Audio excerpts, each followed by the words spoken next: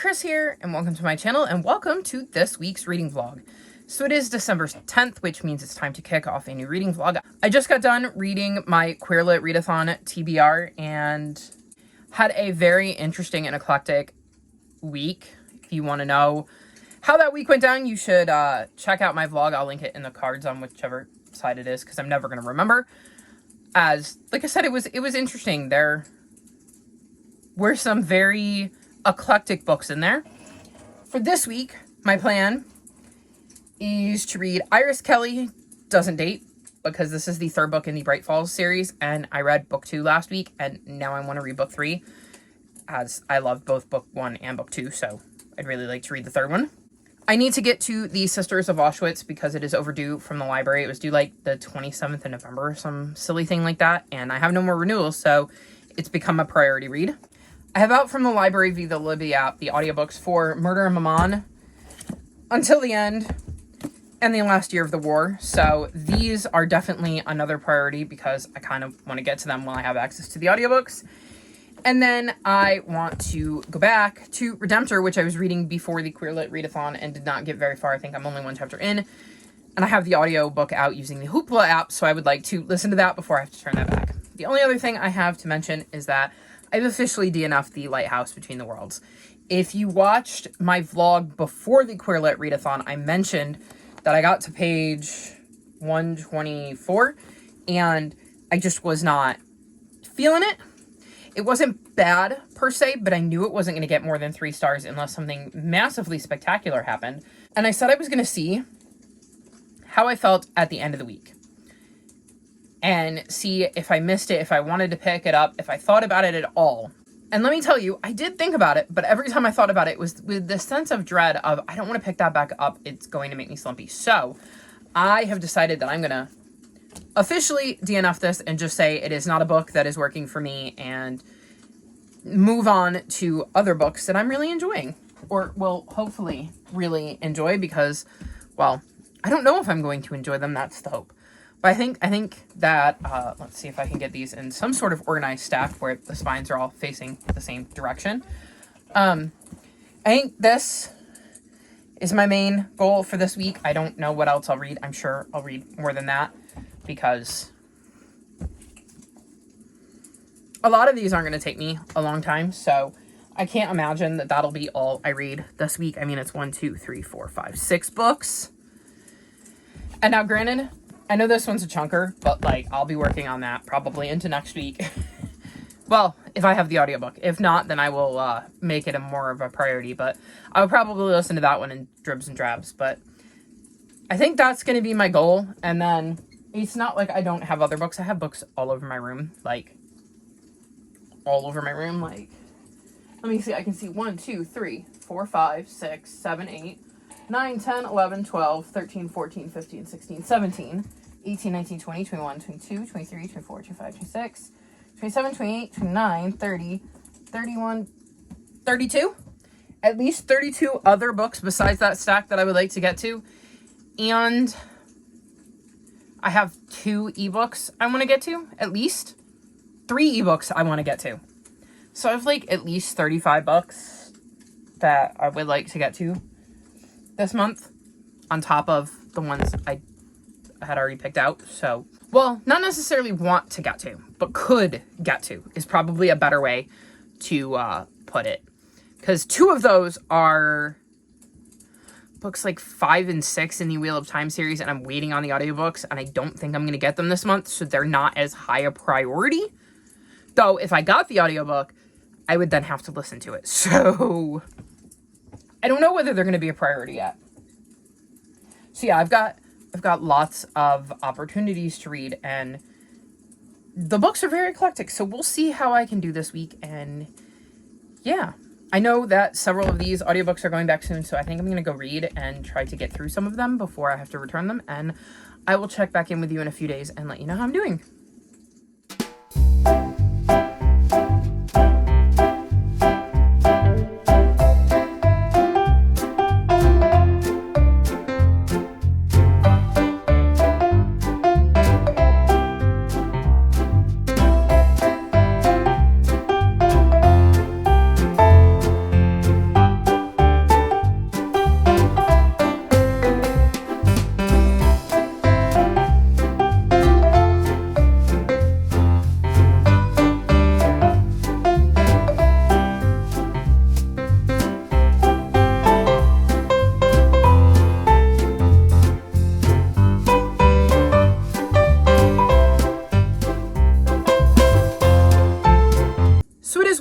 and I thought I would do a quick check-in since I have a lot to update you on. The first is that I started and DNF'd the Sisters of Auschwitz.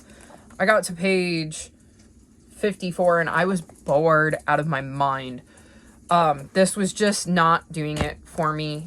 I was not interested. This is a nonfiction about two sisters who were in the Netherlands during World War II. And I just was not feeling it. And if it wasn't overdue from the library, maybe I would have given it a little bit longer, but it is. And since it's just not clicking with me, I'd rather just send it back and move on to something I would enjoy more. Then I read The Last Year of the War by Susan Meisner, and I gave this 3.75 stars. This follows Elise. And her father gets basically arrested for suspicion of being a German sympathizer because Elise's parents are German. They had migrated to the United States. Elise and her brother were born here. And when World War II happens, they were looking for German and Japanese collaborators and kind of rounding them up. And she ends up in one of these kind of camps where she meets Mariko, who is a Japanese American there, and then is sent back to Germany and misses Mariko fiercely, and we see her journey from the beginning with her father getting arrested and then going to the camp and getting sent back to Germany and what happens in Germany in her life, etc. This is interspersed with current day, where we see her trying to track down Mariko as she's lost touch with her. I thought this was interesting. I just wasn't expecting it to play out as much in Germany as I did. I thought it was going to be really focused on the camps where people like Elise and Mariko were held during World War II. Not that it ended up being a bad thing. It was still interesting to see what happened to these people because, again, they went to the camps, they got sent back to Germany, and how that happened and why. I thought it was interesting seeing Elise and Mariko's bits. I think I enjoyed the present day stuff more than I enjoyed the flashbacks. So I was kind of reading through the flashbacks, waiting to get back to present day and seeing what happened there. So that certainly played into my rating of the book. It was a decent historical fiction, not my favorite, but not a bad one. Then I read Iris Kelly Doesn't Date, and I gave this 4.5 stars. This is the second book in this series that has caused me to stay up until ridiculous o'clock in the morning to finish it. The only one that didn't was Astrid Parker, which was book 2, and that wasn't because I didn't enjoy it. It was because I actually read it at a decent hour of the day, so it couldn't keep me up till ridiculous o'clock in the morning. So this is the third book in the Bright Fall series, and in this one, we get to see Iris. And she meets a anxiety-riddled woman named Stevie, and they end up in a fake dating relationship with Stevie trying to pretend to her friends that Iris is her girlfriend because her friend group consists of Ren, her ex, Avery, and her friend Vanessa, who is now dating Avery. So she plays it off like she's dating Iris as they're both in this play together, and Iris kind of just showed up after a disastrous attempt at a one-night stand. And Iris is hoping it will help her get some of her romance mojo back.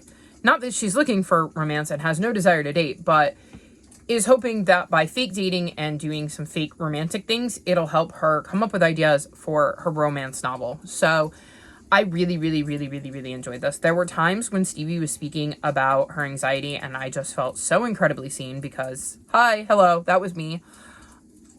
I really enjoyed the way the relationship between Iris and Stevie played out. I liked the supporting cast of characters, both old with Iris that we've known for the first 2 books, and new with Stevie and her group.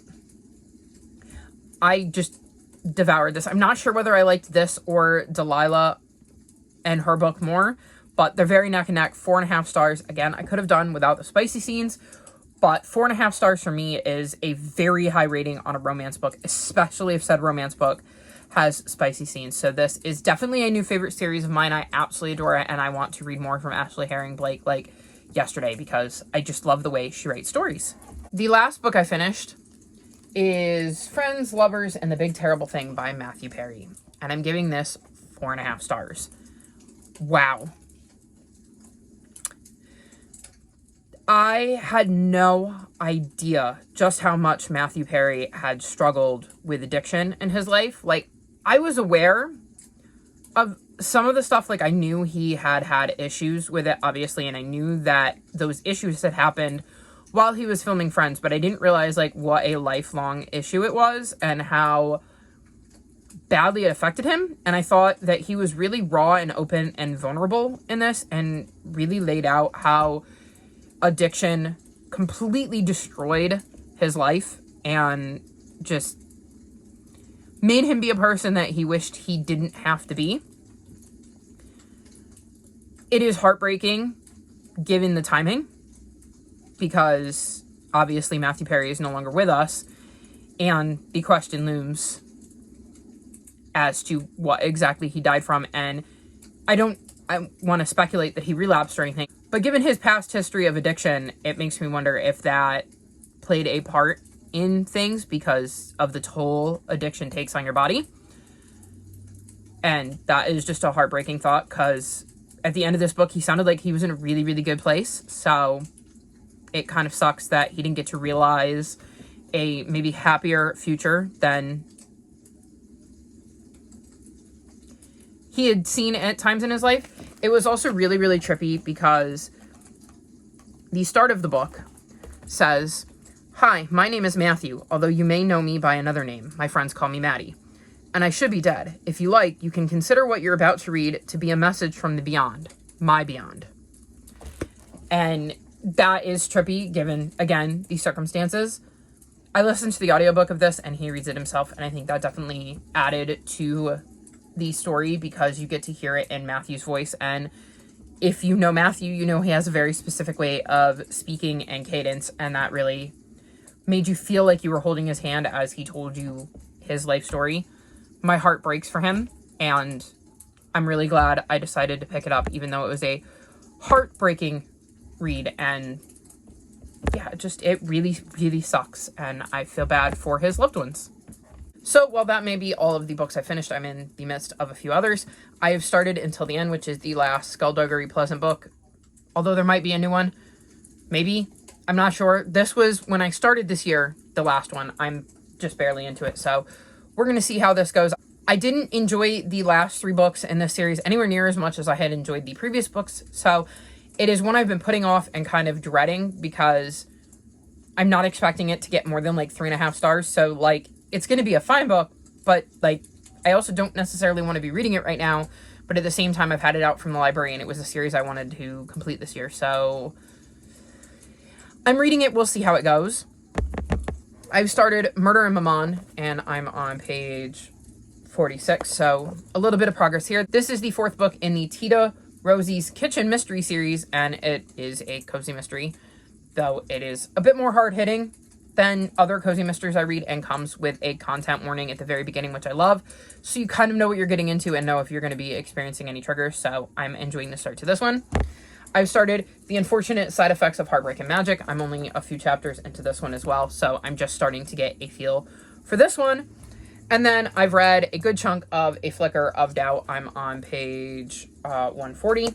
And this is the 4th book in the Fairy Garden Mystery series. And in this one, Courtney's best friend, Megan, ends up with a body in her backyard. And the only problem with that is that it just happens to be Megan's ex-boyfriend, who she just recently had an argument with. So, of course, Courtney is going to get involved and check things out. I'm enjoying this one. It's not my favorite cozy mystery series, but I do like some of the fairy aspects, and I've enjoyed getting to get more attached to these characters as the books go on. So I'm going to continue to read this one and hopefully finish it sooner rather than later. That's kind of my update. A lot of these ended up on my TBR right now because they're overdue from the library. So we had the nonfiction that was overdue that I ended up DNFing. Matthew Perry's book ended up overdue. These 2 were overdue, hence why I picked them up when I did, and how I ended up with a couple of books that I'm only partway through. And then I'm hoping to get to Again and Again, because that's also overdue. So I'm doing great. I keep putting off books and reading other stuff, and it's starting to catch up with me. So we're going to see how the rest of the week goes. I have, like I said, a lot of plans. My overdue books are obviously the priority, along with Murder in Mammon, until the end, and of course Redemptor, because I would like to get back to those audiobooks before I have to return them to the library. So we're going to see how the rest of the week goes, and I somehow don't think I'm going to enjoy any of these as much as I've enjoyed Iris Kelly, but I am willing to be surprised by one of them coming out of nowhere and completely upending my expectations, because, well, Delilah Green certainly did, and I never would have expected to read that and enjoy it as much as I did. So we'll see how the rest of the week goes, and I will check back in with you later on to give you another update.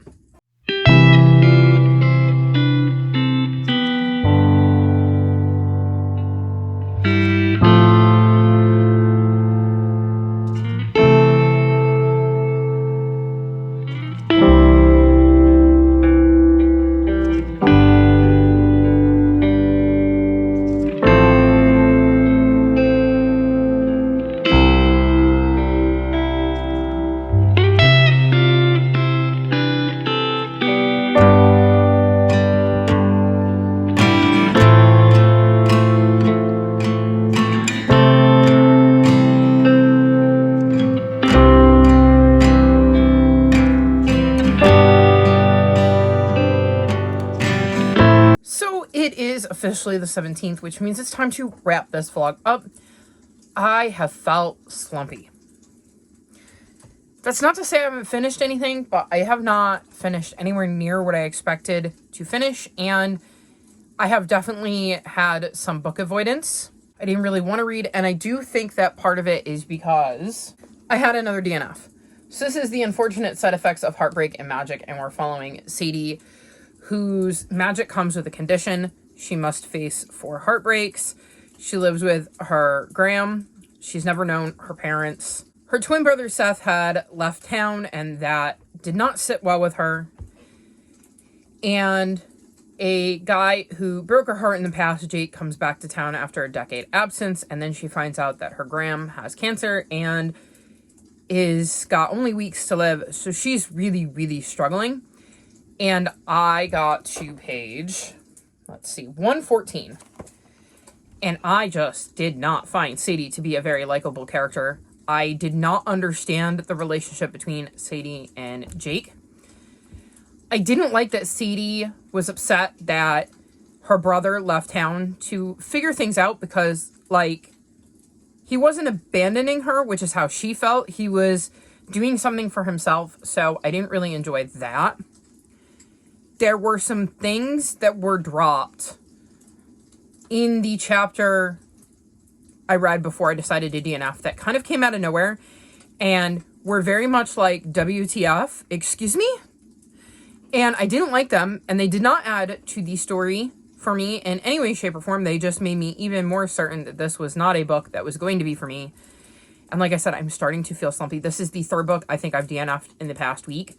Now, granted, the first one, I would argue I had basically DNF'd on the 2nd and then set it down for a week to see if I had any desire to come back to it. But 3 DNFs in 1 month is a lot for me, let alone 3 in the space of a week. So I just I'm worried that it is starting to create a bit of a slump for me, and there's more to that, and I'll explain that in a second. But definitely DNFing this one. I finished Murder in Maman by Mia P. Manasala, and I'm giving this 3.75 stars.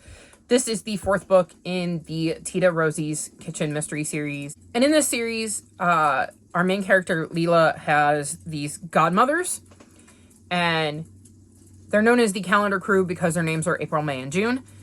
And one of their nieces comes to town and ends up dying. And of course, that means Leela gets involved because, well, it involves her family. So we were kind of investigating that and trying to determine whether the niece was a target or if it had something to do with the Calendar Crew.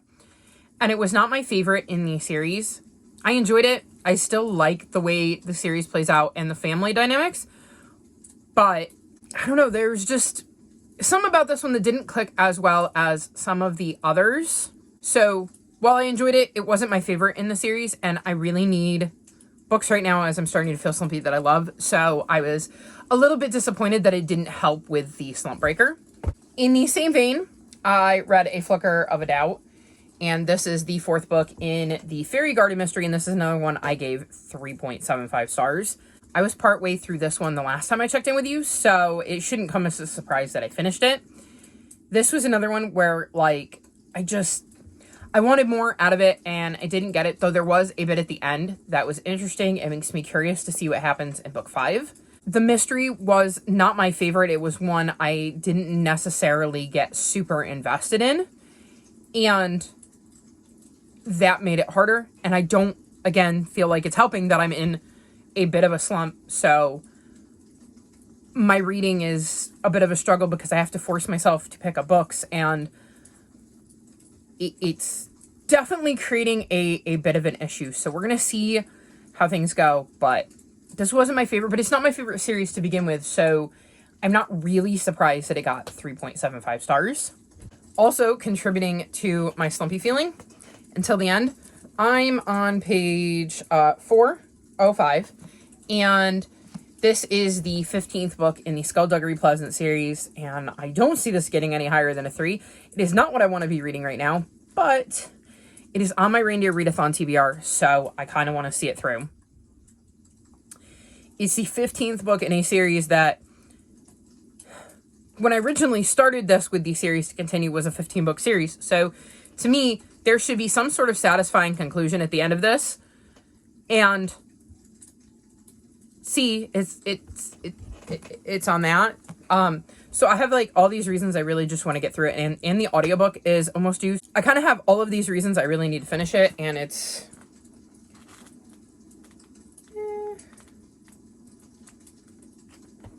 just shy of 650 pages. So, I mean, I only have like 250 pages to go, which is still a lot, but it's all right. It's nowhere near as good as it was in the beginning, and I think they dragged it out way too long and kind of kept inventing reasons to continue on with the series. I feel like this is one I might have actually enjoyed more if I had read it as it came out in my jar, or a book every once in a while. It is not clicking with me as a bingeable series because I like the series, but it's not necessarily one of my favorite series, so I'm not really drawn to it, so it becomes this thing that is on my TBR that feels like an albatross. So that has definitely not helped the slumpy feeling, especially as I'm feeling the pressure because of overdue library books and audiobooks coming due. So this did not help the slumpy feeling. That being said, today I did read a book I enjoyed, and that is The Outside, Trans and Non-Binary Comics. I gave this 4.5 stars. This is literally just a collection of all sorts of different comics by different artists. You can see there's all sorts of different art styles where they write their own stories and tell a bit of their journey as a trans or non-binary person and share part of their story with us. Some of these stories I related to more than others. Some of them I enjoyed more than others. Same with the art styles, which I think is to be expected in a kind of book like this. So there's like 29 different comics in here, and you can see why some of them would be more relatable than others. Some of them's art style would speak to me better than others. So I feel like you don't go into a book like this expecting to love every single story, but I think it's a really awesome collection to be put together in a graphic novel form, and I'm so glad that I read it. And this is a book that the Queer Lit Readathon made me aware of because of the fact that it was something people were using to fill other prompts, and when I was looking for ideas, this came up. I have requested it. I just wasn't able to get it in time for the Queer Lit Readathon because it's a new book and it's brand new to my library. So I am very happy that I was able to get my hands on it regardless this month and get to read it. So I'm hoping that this will help, because at least I can say, like, I finished a book, I enjoyed a book, and maybe that'll help to start break the slump. The other book I started that's promising is Again and Again. I am literally only a few chapters in. I'm 18 pages in, but I'm intrigued. So we'll see how it goes. I'm hoping that being a little bit slumpy won't ruin it for me because, like I said, I'm really intrigued by the premise. We're following this guy who believes he's lived multiple lifetimes and is about to share his story with a worker at the nursing home or long-term care facility that he's living in. And I believe the worker is going to be skeptical. So I'm very curious to see why this man believes he's lived multiple lifetimes and if he actually has. So very intrigued by the concept of this one. And that's it. That's everything I read. I legitimately worked on editing this video earlier today. And I looked at that video and I said, well, here are the 6 books I hope to get to this week. And I'm sure I'll get to more than that. And well, you know what? I finished 6 books this week. So I think I kind of jinxed myself a little bit there. And one of them was a graphic novel. So it's not like this was a hard read or anything. So hopefully next week is better and I can get back on track and get out of this weird slump I find myself in, which would really be helped if I just love all of the books that I'm reading. I just want a bunch of 4 stars. They don't need to be 5 stars. They don't need to be new favorite books. Just books that I really enjoy and can sink my teeth into. So fingers crossed that happens for me next week. But that's going to be all for this vlog. All of my social media is going to be linked in the description below if you'd like to come chat with me. If you've made it this far in the video, leave me emojis of things you would find in a garden for the fairy garden mystery. Like this video and subscribe to my channel, and I'll talk to you next time. Bye!